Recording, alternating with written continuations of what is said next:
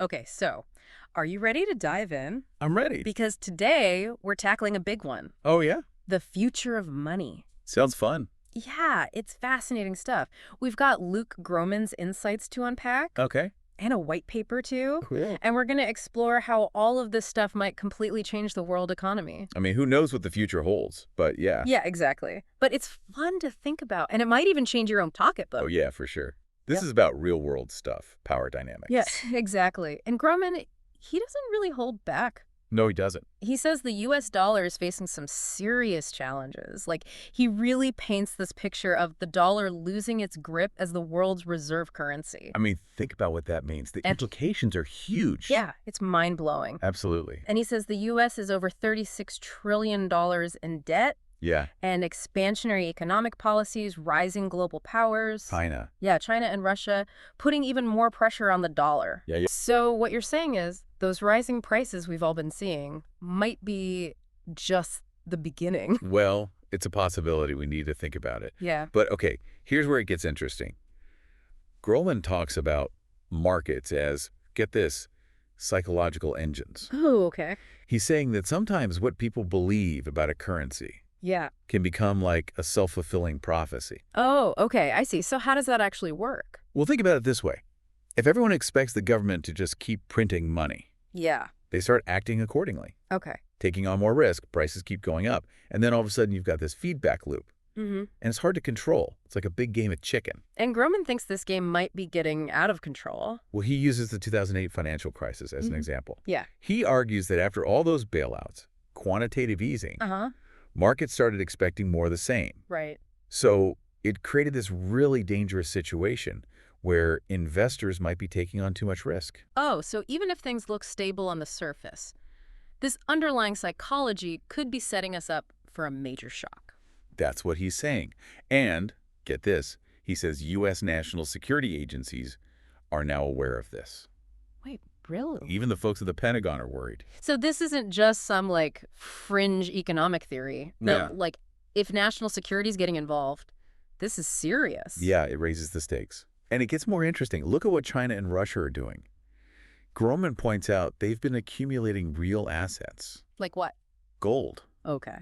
copper, lithium mines. So they're, like, playing the long game. They're smart. Yeah. They understand the U.S. can't keep its exorbitant privilege forever. Exorbitant privilege. That's Yeah. a loaded term. What does Groman even mean by that? He's referring to the advantages Okay. the U.S. has enjoyed, Yeah. issuer of the world's reserve currency. Right. We can borrow cheaply, print money freely. Other countries have to bear the cost. And that might be changing.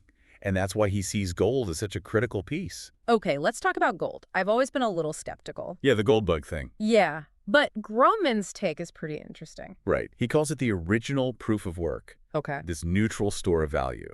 That sits outside the fiat system. Okay, so it represents real energy, resources, Yeah. not just a dollar bill, which is just a promise on paper. Exactly. But isn't gold kind of, I don't know, outdated? Yeah, We live in a digital world now. that's a fair point. Yeah.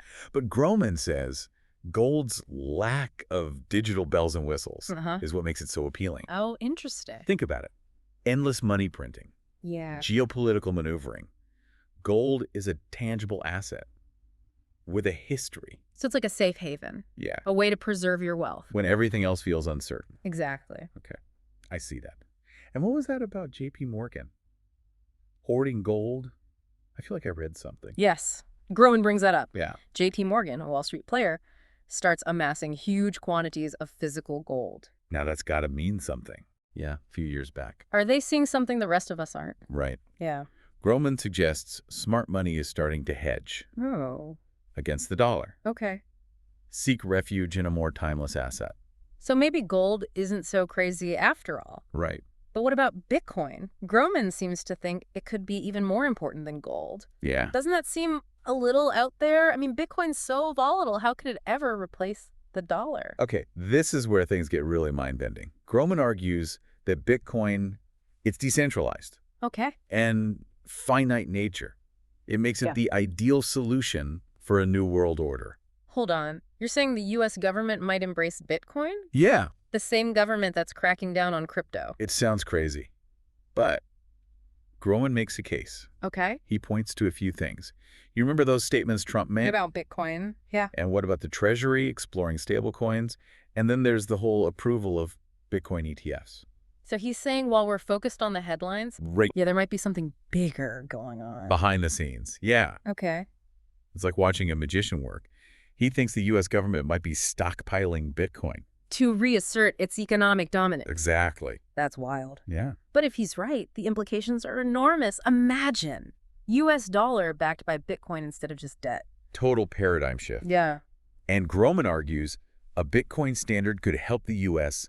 incentivize the real economy, combat wealth inequality, even revitalize American industry. Okay, I see where he's going with this. It's like a gamble Yeah. to regain control of the system. But how would that even work? Would we be paying for groceries with Bitcoin? That's a great question. He actually sees a future with multiple reserve currencies. Oh, interesting. So it might not be just Bitcoin. It could be a mix. Okay. Gold, Bitcoin, maybe even other commodities. So instead of one currency calling all the shots, a more balanced system. Exactly. Okay. Currency is valued based on real fundamentals, not just Well, politics. to be a completely new game. Brand new game. And the rules are still being written. Absolutely. Wow, this is a lot to take in. It sounds like we're on the verge of a financial earthquake. And no one knows how it's all going to shake out. It's a fascinating time to be alive, wouldn't you say? We're witnessing potential shifts, new technologies, Yeah. a fundamental rethinking of what money even is. It definitely makes you think. But we've covered a lot already. Yeah.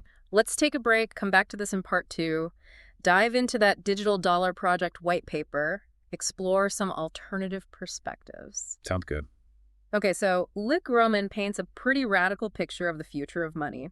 But before we get too carried away with the gold and Bitcoin scenarios, Yeah. let's look at something else. Another perspective. Right, it's important to see different viewpoints. Right. Even those that disagree with Groman. Yeah, exactly. And that's where this white paper from the Digital Dollar Project comes in. Okay. They offer a different path, one that focuses on modernizing the existing system. Not replacing it. Yeah, instead of gold or Bitcoin, they're proposing a digital version of the US dollar. Mm-hmm. That seems a little less revolutionary It is. than what Groman's suggesting. Yeah. So instead of looking to gold or Bitcoin, Yeah, they're proposing a digital version of the US dollar. It's more of an incremental approach. it is. The Digital Dollar Project advocates for a US central bank digital currency, A CBDC. CBDC. Yeah, for sure. So it would be a digital version of the dollar, issued and backed by the Federal Reserve. Right. So instead of printing physical dollars, the Fed would be creating digital ones. That's right. Is that basically like a government-backed cryptocurrency? That's a good way to think about it. Okay. And the white paper, they lay out some potential benefits. Okay. A digital dollar could increase efficiency, lower transaction costs. Like imagine. Yeah. Payments processed instantly, globally, minimal fees. Yeah, that does sound appealing. Right. But how would a digital dollar even be different from, like, using Venmo or Apple Pay? I mean, those are already pretty easy. Good question. That's a key difference. Okay. Those platforms rely on commercial banks, existing payment networks. Right. A digital dollar would be a direct liability of the Federal Reserve. Oh, so it's cutting out the middleman. Essentially. So it's like having a digital wallet connected to the Fed. Yeah, That could be a game changer, especially for people who don't have access to banks. absolutely. The white paper highlights this, the potential for financial inclusion. Oh, okay. A digital dollar could give them access to a wider range of financial services. That's a compelling argument. Yeah. But what about privacy concerns? I mean, if every transaction is tracked on a digital ledger, Yeah. wouldn't that give the government a lot of power to watch people's financial activity? You're right. That is a valid concern. Yeah. The white paper acknowledges that. It says we need to balance user privacy Okay. with regulations to prevent money laundering and illegal stuff. So they're trying to walk this tightrope Yeah. between security and freedom. It's tough. Sounds like a tough balancing act. It is. And this is where national security comes back. Okay. The Digital Dollar Project says a CBDC Yeah. could help the dollar maintain its dominance in the face of competition from other countries. So they see a digital dollar as a way to fight back against what Groman was talking about. Yeah, you could say that. Stay ahead in the game. Yeah. They believe by modernizing the dollar, making it more competitive, Uh-huh. the U.S. can solidify its position in the global financial system. They even argue a digital dollar could foster innovation, new opportunities for businesses. So it's not just playing defense. Right. They think they can use technology to strengthen the U.S. economy, maintain its leadership. Yeah, that's their view. Yeah. But it's important to note, Yeah. the Digital Dollar Project is still calling for more research, Yeah, of course. exploration. They're not saying a digital dollar is the answer Mhm. or that it's without risk. That makes sense. We're talking about huge changes to the system. Yeah, Rushing into anything could have unintended consequences. absolutely. So Groman and the Digital Dollar Project, Yeah, they're kind of coming at this from different angles. you could say that. Groman sees a flaw Yeah. in the current system, Yeah. and he thinks we need to move to a hard asset like gold or Bitcoin. Right. Whereas the Digital Dollar Project is trying to evolve the system, Yeah. find ways to make the dollar more efficient, competitive Yeah. in the digital age. It's like upgrading the operating system That's a great analogy. instead of installing a new one. Yeah. And it's not necessarily either. Right. We might end up with some kind of hybrid system in the future Yeah. where traditional currencies, cryptocurrencies, maybe even commodities all play a role. Absolutely. It's a possibility. That's a fascinating possibility. Yeah. It's like we're at a crossroads and there are multiple paths, Yeah. each with its own benefits and risks. It's a brave new world. And the rules are still being written. Yeah. And that brings us back to the listener. What does all this mean for them? Right. It's easy to get lost in the theory. Yeah. But this is about how people live their lives, how they save, spend their money, Right. how they plan for the future. Exactly. The future of money is uncertain, and it's important for people to understand what's going on and the implications for their own financial well-being. Right. So even if someone doesn't become an expert overnight, Yeah. just thinking about these issues Right. could make a big difference down the line. Absolutely. It's about being adaptable, staying informed. The old rules might not apply Yeah. in the years to come. So stay curious, ask questions, be willing to challenge your assumptions. That's good advice. Yeah. Not just for finance, but for life in general. Yeah, absolutely. And think critically about the information you're seeing. Yeah. There's a lot of noise out there. So it's important to, separate fact from fiction. That's solid advice. Okay, I think we've covered a lot of ground, Yeah. explored some pretty complex ideas, considered several different scenarios. Yeah. But what does it all mean? Like, in the end, what's the big takeaway I think the main thing is, for the listener? for the listener, is that the future of money, it's a reflection of the choices we make Okay. as individuals, Mhm. as a society.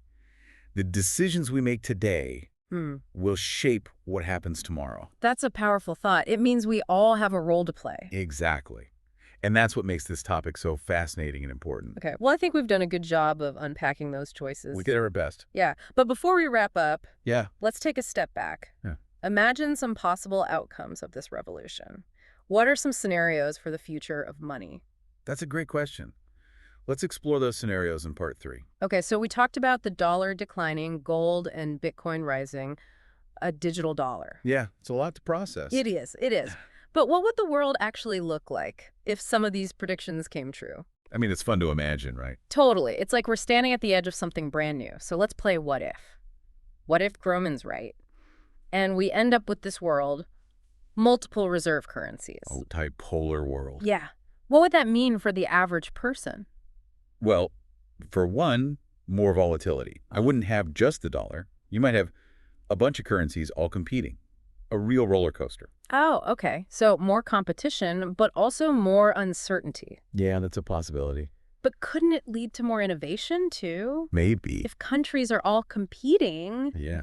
to make their currency attractive, There you wouldn't go. that push them to adopt new technologies, better ways to manage their economies? That's an optimistic way to look at it. But yeah, I mean, competition drives progress. Exactly. And connect that to the bigger picture. Okay. Wouldn't that actually be good for global stability? Oh, so? Well, if no one country controls the whole system, Yeah. it could make the world a little less prone to, like, conflict. That's an interesting way to think about it. Challenges the traditional view of power. Yeah. But it's not just geopolitics, is it? A multipolar world would change how we think about our own finances, too. Okay, let's talk about that. If the dollar's not the only game in town, how should people approach saving and investing? Diversification would be key. You wouldn't want to put all your eggs in one basket. Right, makes sense. You might want to hold assets in different currencies, maybe some gold, some Bitcoin, hedge your bets. So spread your risk. Exactly. Right. In a world where things are always changing. Yeah, it's smart. But it's not just about protecting your money, right? It's about new opportunities, too. Right. A multipolar world could create new markets, new investments, stuff we haven't even thought of. It's pretty exciting. It's like a whole new financial era. The possibilities are endless. It does feel that way. But we've got to be realistic. There are risks. Okay, yeah, we talked about volatility, uncertainty. What are some other downsides of this multipolar world? Well, it could lead to less cooperation between countries, more fragmentation. Oh, okay. If everyone's just looking out for themselves, it could be harder to deal with global problems. Like climate change. Exactly. Climate change, poverty, things like that. Yeah, that's something to think about. We need to find solutions that work for everyone, not just a few. Okay, let's imagine something else. What if the U.S. actually goes for a digital dollar? How would that work? Well, if they do it right, it could be really good. It could make things faster, cheaper, more efficient. Like how? Imagine paying bills, sending money overseas instantly. Just a few clicks. That would be awesome. But what about privacy? Would the government be watching everything we do? It depends how they design it. Some models are all about privacy. Others focus on transparency and security. So it's not automatically a surveillance state. No, not at all. It's about making choices, demanding a system that works for us. Okay, that makes me feel a little better. But what about people who think gold or Bitcoin are the answer? What's their argument? Well, they have some points. Gold has always held value. It can't be inflated away. And Bitcoin. It's decentralized, secure. No government can control it. So they both offer something different. Yeah, alternatives to the current system, which some people think is broken. Yeah. They say a system built on hard assets, decentralized tech, would be much more stable in the long run. It's a tough question. It seems like the future of money is still pretty uncertain. It is. And that's what makes it so exciting. We're at this crossroads. The choices we make now will determine the future. So what should our listeners be doing? How can they navigate this new world? Stay informed, stay proactive, don't just wait and see. Do your own research, listen to different sides, think for yourself. Don't just take everything at face value. Ask questions, challenge the status quo, form your own opinions. Because at the end of the day, the future of money is in our hands. I like that. The future is not something that just happens. We make it. Well said. I think that about wraps up our deep dive. We've talked about a lot. Yeah, we did. The dollar, digital currencies, everything in between. It's been quite a ride. It really has. But I hope it's been as thought-provoking for our listeners as it has been for us. I think so. And if you're listening out there, remember, stay curious, stay engaged, keep exploring. The future of money is still being written.